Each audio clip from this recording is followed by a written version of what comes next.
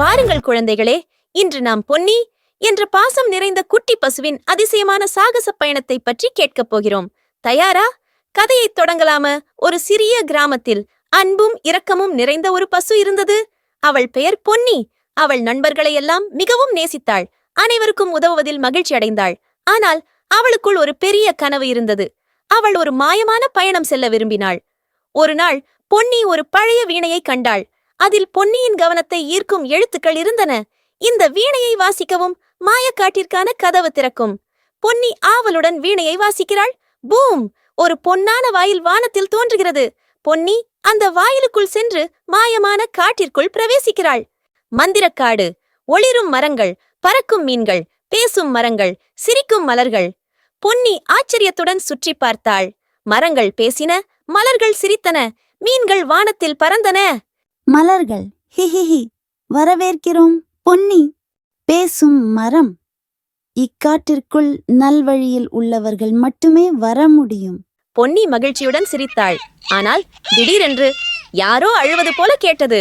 ஒரு குட்டி குரங்கு மரத்தில் சிக்கி பயமாக அழுகிறது. உதவுங்கள், உதவுங்கள், நான் கீழே இறங்க முடியவில்லை. பொன்னி சிறிது யோசித்தாள். உடனே அவள் தனது வாலினால் ஒரு நீண்ட கொடியை பிடித்து குட்டி குரங்கை பாதுகாப்பாக கீழே இறக்கி வைத்தாள். குரங்கு, நன்றி பொன்னி. இதோ இந்த பொன்னான சாவியை பரிசாக எடுத்துக்கொள். இது காட்டின் ஒரு சிறப்பு ரகசியத்தை திறக்கும். பொன்னி மகிழ்ச்சியுடன் சாவியை எடுத்துக்கொண்டு பயணத்தை தொடர்ந்தாள். பொன்னி ஒரு ஒளிரும் பொன்னான கோவிலை அடைகிறாள். ஆனால் கதவுகள் பூட்டப்பட்டுள்ளன. பொன்னி ஒரு மர்மமயமான பொன் கோவிலை அடைந்தாள். கதவுகளின் மீது ஒரு மந்திர எழுத்து தோன்றியது. உலகில் உண்மையான அன்பு கொண்டவர்களுக்கு மட்டுமே இக்கோவில் திறக்கும்.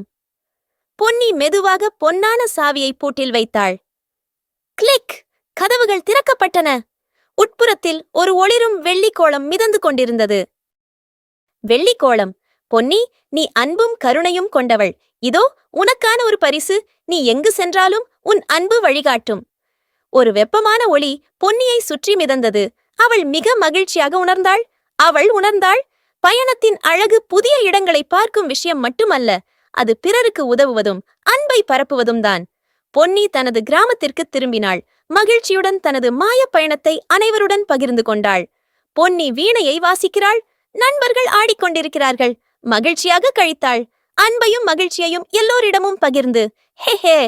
அன்பும் கருணையும் வாழ்க்கையின் உண்மையான மந்திரம். உதவி செய்யும் மனம் கொண்டவர்களுக்கு வாழ்க்கை எப்போதும் ஒளிமயமாக இருக்கும். உண்மையான சாதனை புதிய இடங்களை பார்ப்பது அல்ல, மற்றவர்களுக்கு உதவி செய்வதிலும் அன்பை பகிர்வதிலும் உள்ளது. அன்பு கொண்ட இதயம் எந்த ஒரு திறவுகோலையும் திறக்கும் மகத்தான சக்தி. அன்பை பரப்புங்கள், மகிழ்ச்சியுடன் வாழுங்கள்.